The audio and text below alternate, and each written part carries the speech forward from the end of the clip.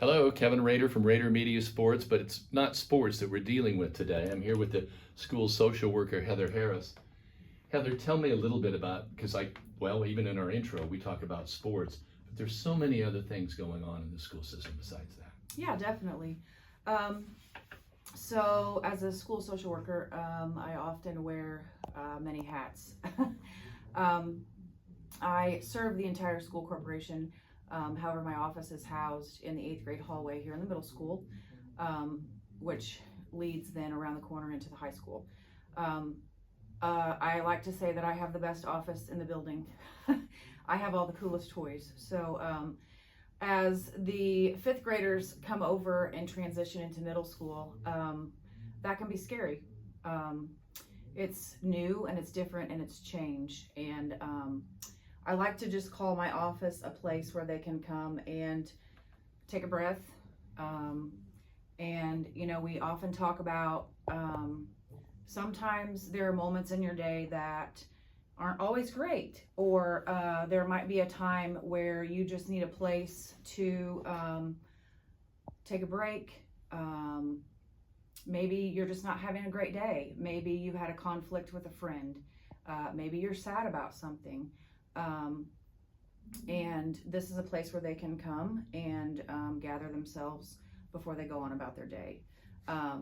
And the other thing is I try to be a support for everyone at school.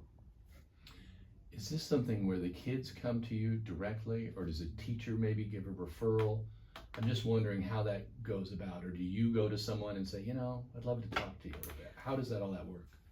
There are several different ways that can occur, actually.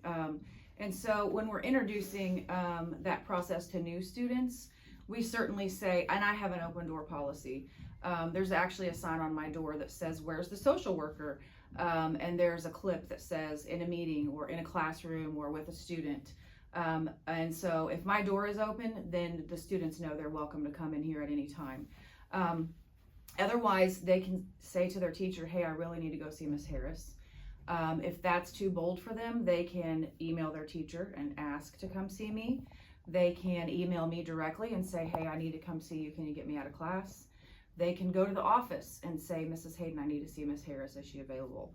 So they are made very aware of all the ways that they can come and see me. So can a teacher do that too if they say, I think maybe it might be good to talk to a student? Mm-hmm.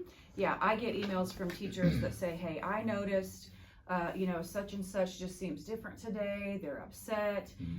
They've been not themselves," or a variety of different things. But the teachers absolutely can email me and make a suggestion. Obviously, that can be a pretty tough assignment because kids can be coping with things from home that they bring to school. Sure. How do you deal with that? On a case-to-case basis. We often, always, we don't know what is going on with everyone who comes through the door. Right. And everyone's backpack looks different. And so, we just have to choose to be kind to each other. And I tell all the kids, and not just the kids, the adults too, that all your feelings are okay. It's just what you do with your feelings that matter. And I want this place to be a place where the kids can come and feel comfortable sharing what it is that they need to share. And, I tell the kids too that everybody needs a person. And even if I'm not your person, you need to have a person that you can talk to and kind of unload all that baggage that you're carrying so you feel free. And then you can go on about your day. And I think a lot of the kids feel comfortable doing that. What we hear a lot about with schools these days, I think, seems to be bullying. If someone feels that, is this where they would come? They can, yes. Myself, and then we have a new middle school counselor this year, Mrs. Hawkins, and then we have 2 counselors in the high school as well. And then we also have Mr. Oliver, who takes care of the discipline, and then our assistant principal, Mrs. Stanton. But really, those things could be reported to any adult in the building, and that information would be forwarded on to where it needs to go. Now, I have to think that when you're talking to kids about things that are difficult for them, that has to eventually start to take a toll on you as well, because you're hearing a lot. I do hear a lot. It's, I just have to say, I have done social work my entire adult life, and it can be heavy, but it's so rewarding. And I'm not going to tell you that there aren't days that are tough, because there are. And there have been times where I've thought, is this where I'm supposed to be? But at the end of the day, I know that it is. And the moments, and this just happened last week, I had a parent say, she actually approached me after the football scrimmage last week, and she said, I just want to thank you for what you did for my daughter. And I'm going to try not to get emotional. She was here my first year here, I think, which was almost 7 years ago.